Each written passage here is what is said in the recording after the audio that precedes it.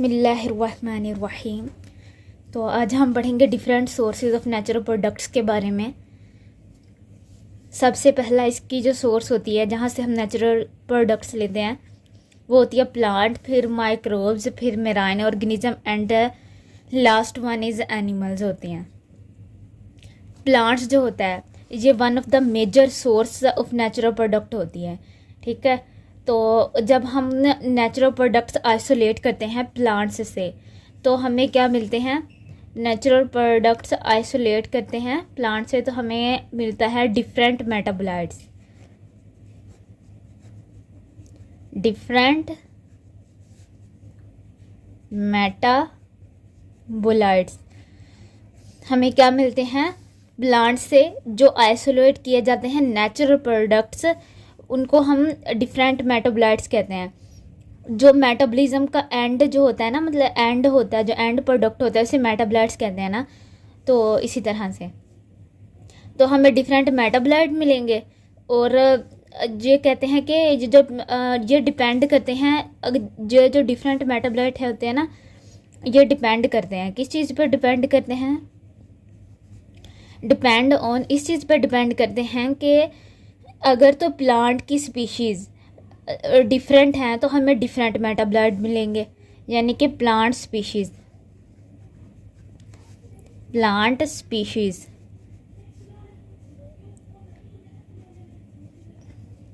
अगर हमारे पास different plant species है तो हमें डिफरेंट मेटाबोलाइट मिलेंगे, ठीक है।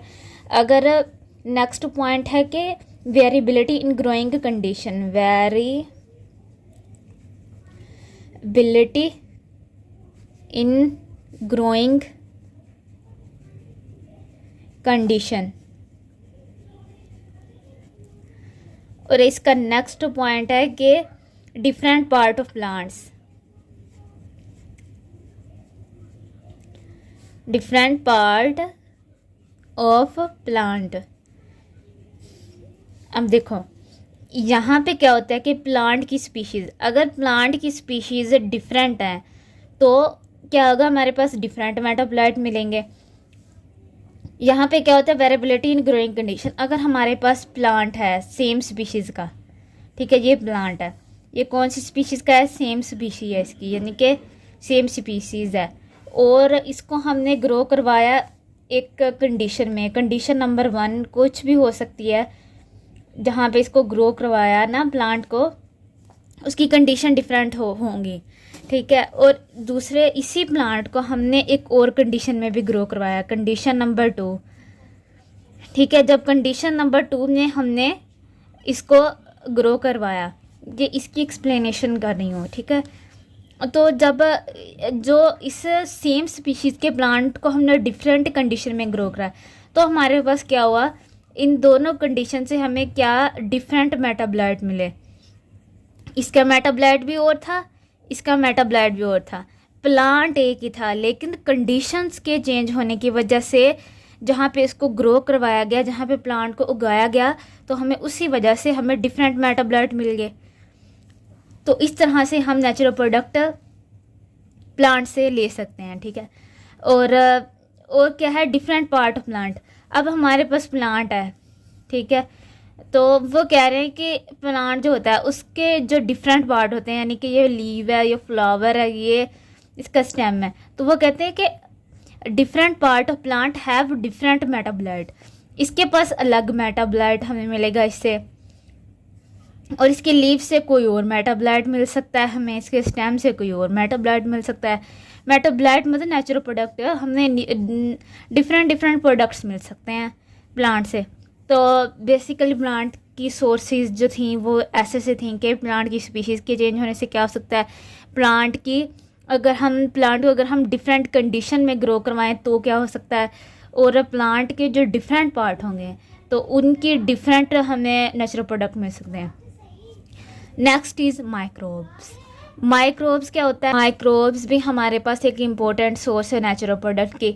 माइक्रोब्स में क्या होता है कि यहाँ से ना माइक्रोब्स पहले तो देख लेते हैं कि माइक्रोब होते हैं जिस 2 स्मॉल ऑर्गेनिजम्स होते हैं, 2 स्मॉल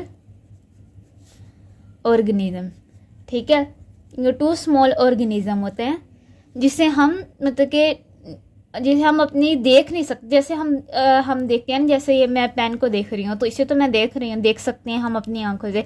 लेकिन जो हमारे पास तो ज़्यादा स्मॉल ऑर्गेनिज्म होते हैं, जैसे कि बैक्टीरिया हो गया या कोई और जम्स वगैरह इस तरह के होते हैं ना, उनसे हम उन्हें हम ऐसे नहीं देख सकते, उन्हें हम ना माइक्रोस्कोप की मदद से देख सकते हैं।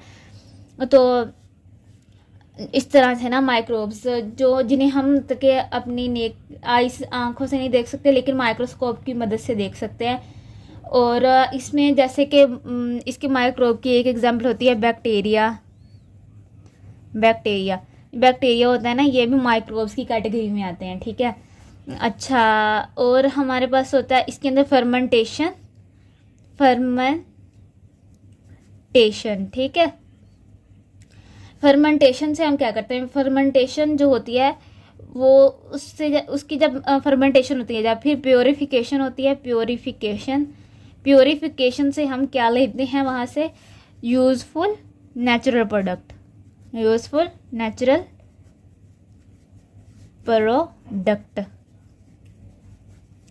ठीक है, नेचुरल प्रोडक्ट लेते हैं। तो ये नेचुरल प्रोडक्ट अब कहाँ पे यूज़ होगा जाके, ये कहाँ पे यूज़ होगा, एंटीबायोटिक के लिए यूज़ होगा। Use for antibiotic. ये जो बैक्टीरिया होते हैं ना, ये होता है इसके अंदर ना, ये मतलब इसके अंदर वन सेल होता है, वन बायोलॉजिकल सेल।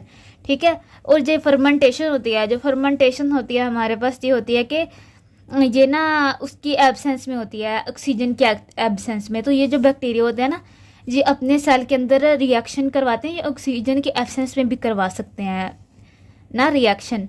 तो फर्मेंटेशन वहाँ पे होगी बैक्टीरिया की, फिर उसकी प्योरीफिकेशन से हमें ये नेचुरल प्रोडक्ट मिलेंगे। नेचुरल प्रोडक्ट किस चीज़ के लिए हम यूज़ करेंगे, एंटीबायोटिक्स के लिए।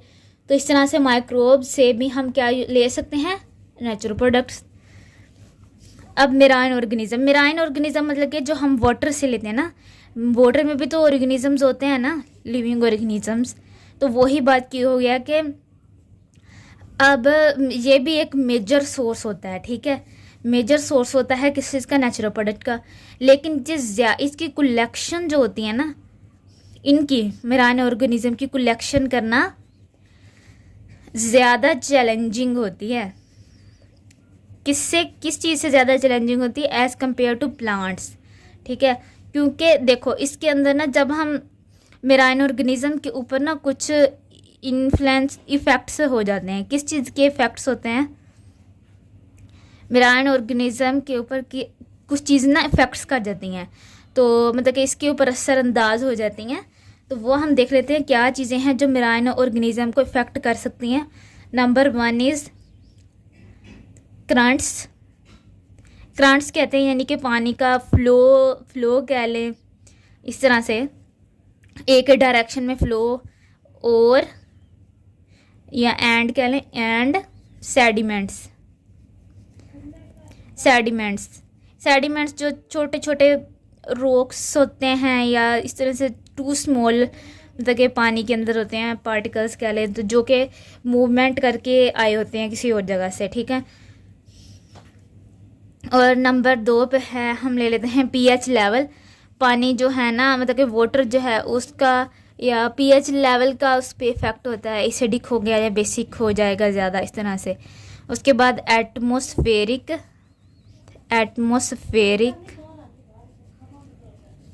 कॉन्स्टिट्यूएंट, और एटमॉस्फेरिक कॉन्स्टिट्यूएंट होंगे। और इसके बाद नंबर 4 है मेटाफोरिक इफेक्ट। मेटाफोरिक एक्टिविटी होगा, इफेक्ट नहीं, एक्टिविटी। ठीक है। एटमॉस्फेरिक कॉन्स्टिट्यूएंट मतलब कि एटमॉस्फेयर में क्या होते हैं, ऑक्सीजन हो सकती है, नाइट्रोजन हो सकती है, और इस तरह से जो भी होते हैं एटमॉस्फेयर के अंदर। और मेटाफोरिक एक्टिविटी होता है। और नंबर 5 पे होगा इकोलॉजी क्या होता है, जो हाँ हमारे लिविंग ऑर्गेनिजम्स होते हैं, या मतलब कि हमारे इन्वायरमेंट के अंदर एक ऑर्गेनिज्म का दूसरे ऑर्गेनिज्म के साथ इंटरेक्शन, ठीक है। इंटरेक्शन को हम कहते हैं with environment. Interaction with environment किस चीज़ का इंटरेक्शन होगा? ऑर्गेनिजम्स का, ठीक है। और नंबर 6 पे हम क्या लेते हैं कि यहाँ पे कैरोसिन ए, कैरोसिन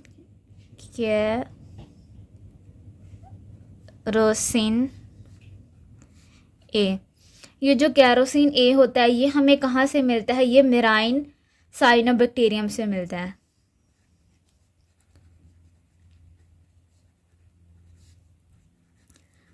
साइनोबैक्टीरियम, मेराइन साइनोबैक्टीरियम से मिलता है, जो कि क्या करता है? मेराइन साइनोबैक्टीरियम जो होता है वो एंटी ट्यूमर एक्टिविटी में यूज़ होता है, ठीक है। जो कैरोसिन ए होता है वो कहाँ यूज़ होता है? Anti tumour activity.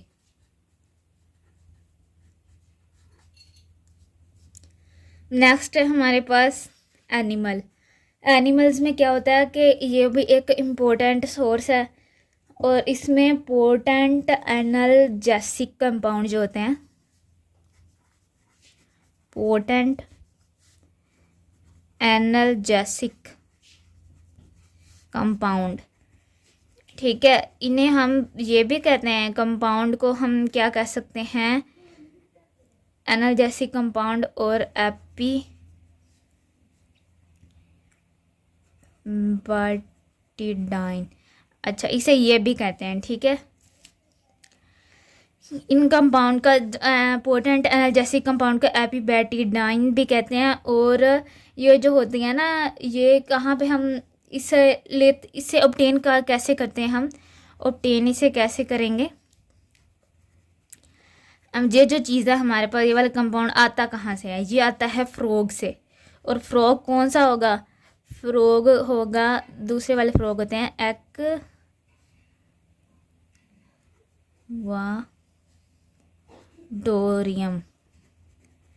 एक्वाडोरियम फ्रॉग, ठीक है। ये एक्वाडोरियम फ्रॉग होगा। ये इसकी ना स्किन, इसकी पॉइजनस स्किन होती है, इसकी ना पॉइजनस स्किन होती है, ठीक है। स्किन होती है, और इसकी पॉइजनस स्किन के एक्सट्रैक्ट से हमें क्या मिलता है? ये चीज़, ठीक है। अब फ्रॉग की स्किन के एक्सट्रैक्ट से हमें क्या मिल रहा है? ये वाला एपिबैटाडाइन, ठीक है। और नेक्स्ट हम स्नेक की बात कर लेते हैं। स्नेक के क्या होता है? स्नेक का जो होता है ना, विनोम मतलब कि जो स्नेक का टॉक्सिक सलाइवा होता है, जहाँ हम क्या लें? टॉक्सिन, ठीक है। टॉक्सिन मतलब उसका जहर, ठीक है। स्नेक का जो जहर होता है उससे अब हमें क्या चीज़ मिलेगी? उससे कौन सा प्रोडक्ट मिलेगा? जो स्नेक का जहर होता है ना, विनोम होता है, उसमें क्या चीज़ होती है? पेप्टाइड बेस्ड नेचुरल प्रोडक्ट होते हैं, पेप्टाइड बेस होते हैं उसके अंदर, पेप्टाइड बेस्ड नेचुरल प्रोडक्ट, ठीक है। ये नेचुरल प्रोडक्ट है, तो पेप्टाइड बेस्ड नेचुरल प्रोडक्ट होते हैं उसके अंदर। तो जो नेचुरल प्रोडक्ट होते हैं पेप्टाइड बेस्ड, अब वो क्या करते हैं? वो ना किस चीज़ में यूज़ होते हैं? ये जो होते हैं ना पेप्टाइड बेस्ड, वो मैक्रो मोलिक्यूल्स और सेल के साथ इंटरेक्शन करते हैं। किसके साथ इंटरेक्शन करते हैं? Peptide based natural product interaction with macromolecules and cells, ठीक है। इनके साथ इंटरेक्शन करते हैं। तो जब इनके साथ इंटरेक्शन करेंगे उन्होंने, और जो कोबरा स्नेक होता है ना, उससे ना एक लेते हैं गारोटोक्सिन, इस तरह के नाम का होता है। कोबरा स्नेक से हम क्या लेते हैं? पेप्टाइड नेचुरल जो प्रोडक्ट होता है कोबरा स्नेक, इससे हम क्या लेंगे? BUN गारोटोक्सिन, ठीक है। इसमें हमें क्या चीज़ मिलेगी, पेप्टाइड नेचुरल प्रोडक्ट मिलेगा। तो इस तरह से हमने कैसे देखा कि हमें यहाँ से फ्रॉग से भी मिल रहा है, स्नेक से भी नेचुरल प्रोडक्ट मिल रहा है, एनिमल्स तो हो गए, और इधर हमने मेराइन ऑर्गेनिज्म से लिया, और इधर हमने बैक्टीरिया वगैरह जो हमारे पास स्मॉल माइक्रोब्स होते हैं उधर से लिया। और इधर अगर बात की जाए तो प्लांट से तो बहुत ज़्यादा ले सकते हैं ना, तकरीबन जो जैसे कि पुराने ज़मानों में हम लेते थे हर्ब्स वगैरह होती हैं हमारे पास, तो वो भी तो इस तरह से लेते हैं ना, नेचुरल प्रोडक्ट होते थे हमारे पास, नेचुरल मेडिसिन जिसे हम कह सकते हैं, तो वो होती थी। आज के लिए ये कुछ हो के, अल्लाह हाफिज़।